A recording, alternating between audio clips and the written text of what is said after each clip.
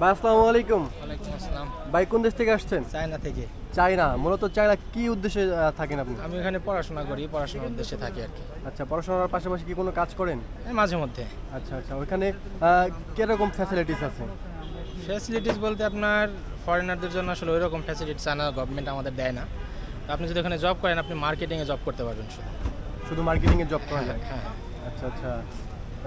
বাংলাদেশ থেকে মূলত কারা যাচ্ছেন চায়নাতে? স্টুডেন্টই বেশি যাচ্ছে মূলত, কারণ ওইখানে তো ফরেনারদের জন্য কাজের সুযোগ সুবিধা ওরকম নাই। আচ্ছা আচ্ছা। আপনি আসলে কি করতে মানে কি বিষয়ে পড়াশোনা করছেন এখানে? আমি এখানে ইলেকট্রিক্যাল ইঞ্জিনিয়ারিং নিয়ে পড়াশোনা করি। আচ্ছা, কত বছর ধরে পড়াশোনা করছেন? এখানে আছি প্রায় 2.5 বছর।